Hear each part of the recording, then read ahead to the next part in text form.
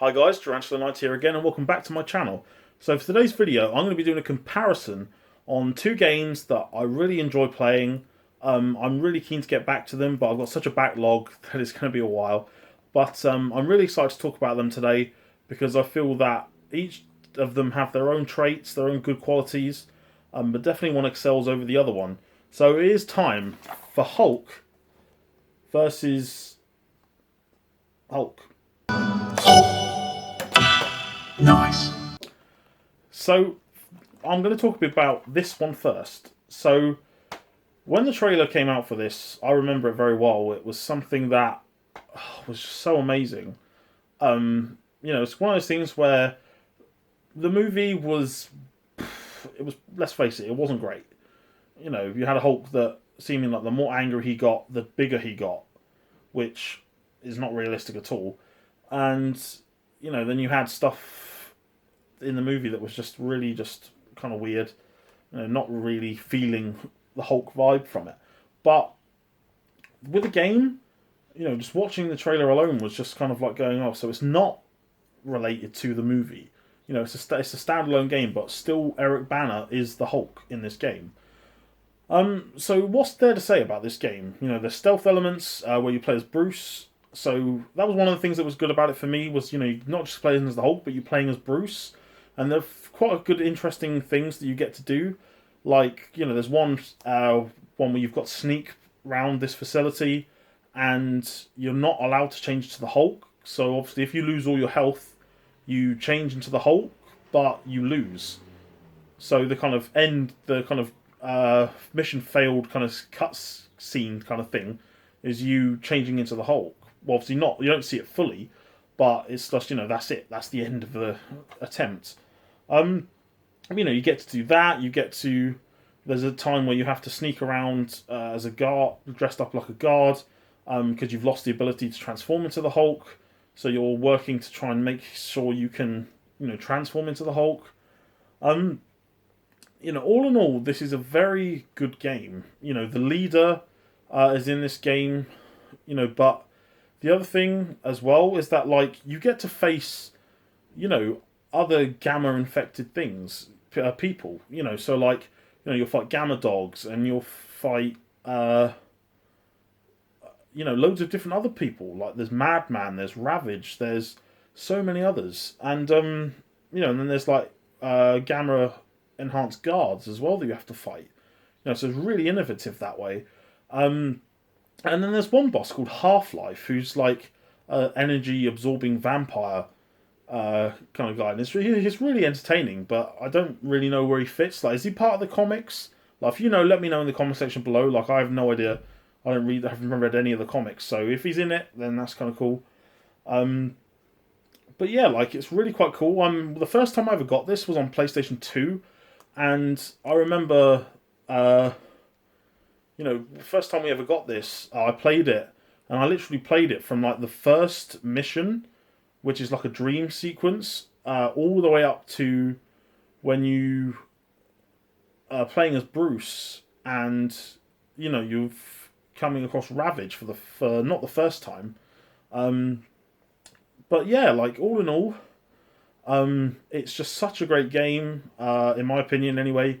Like, the story is really quite good. And again, like I say, the enemies and everything just makes it a real worthwhile game to play if you haven't already. It's definitely one I definitely plan to play.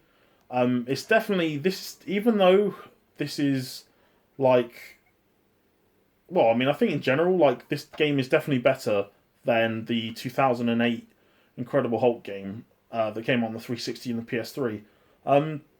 Mainly because, like, that one is just so bad in the sense that it feels good in a way because it's quite open worldy, a bit like Ultimate Destruction as well. But we'll get to that in a minute. But like, in comparison, it's just like, the frame rate goes down quite a lot. The graphics are really bad. The whole like open world part you're in is kind of bad. It's a lot of stuff, and funny enough, the game is actually quite expensive still. For what it is, but it's just not. It's just not worth getting. But yeah, all in all, I definitely recommend this. It's really cool. However, we move on to Ultimate Destruction. Now, again, as a Hulk game, sign me up straight away. Yes, there are other Hulk games that came out. Like there was one on the Mega Drive that was not great in my opinion. There was a PS1 one actually that was really kind of weird. But again, I think that even the Mega Drive game looked better than the PS1 game. But enough about that. So, Ultimate Destruction. Such a difference in this one. You go from the leader on the first game to Abomination. Now, when I say first game, this is in no means a sequel to the other game. But this has an open world element. Actually, no, what I say open world is there's two areas that you go to in this game that are kind of like you can do your own thing. But there's just not much to do. You end up with like a threat level that goes up. So if you keep causing a lot of damage, you're the Hulk. But if you cause so much damage, you threat level goes up to the point where you end up getting attacked by guards, and obviously it keeps going up and up and up depending on what you do, to the point where you'll have mechs and stuff coming after you. But all in all, it's a really good game. So worth playing. Definitely something that's like the stuff you can do. From making shields to doing or having the what's it called? Oh, don't go blank. The hammer fists. Like having the steel fists. I say hammer fists. I don't mean hammer fists. Steel fists, and it just allows you to do so much. And then there's a couple of annoying missions. Like there's a mission where you have to protect like a building, and as the Hulk, it sounds quite easy. But again, it's not, because you get bombarded quite easily, and it's quite challenging at times.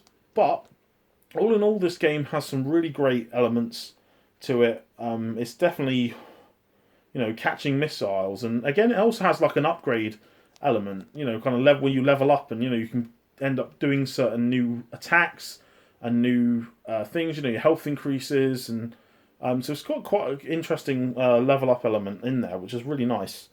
And all in all, I think from everything you do, and the boss battles you have, obviously you're not fighting anybody in the game that's like enhanced like you, apart from Abomination. You do fight other people in there, but at the same time, like you fight General Ross in a huge mech, and you fight countless other people. But in general, like this is, it's one of those games where, in comparison to the other one, like it's a step up. And even though you don't play as Bruce, like you really can just ignore that on this game, because you're working with Doc Samuels, and you're trying to get the stuff you can, and obviously Abomination's pursuing you, and General Ross is pursuing you. So it just ends up being something that, as you go through it, again, the leveling up system is such a great thing for this game. It gives you so many things you can do again. All in all, like, I think adding the level up segment was just an absolute amazing idea. Just being able to do things, and then increasing like the power of your like critical mass, so you end up being able to do, area attacks that are actually so massive, and they do so much damage. And I think, because even on the other one, you can do like a big thunderclap, and you can do like a big ground pound, but like on this, you can end up doing so many other things that really work out, and it also makes the combat more interesting as well. So that's really good as well, just allowing you to have that option in this game. So I think that's pretty much it for my comparison. So I think all in all, in terms of these games, I think all in all, if I had to choose which one would be the best, it would have to be this one. Definitely this one. This has so many more elements. It's definitely an upgrade from the previous one. However, I definitely recommend this one over the 2008 one. But I still recommend you play this, because even though this one is better than this one still has a lot of great elements. fighting the uh, gamma infected people like you. This it's so great because not one of them is the same. And as you get towards the end, there's one bit where you fight Half-Life and Madman at the same time, which is actually pretty cool. But one of the other things I noticed, I think, is like their life actually goes down a lot quicker on that one. I don't know if it's because it's kind of trying to make it easier for you, or what. But all in all, it was definitely fun. Sometimes, especially against Half-Life, it does get kind of annoying because you can't actually physically touch him.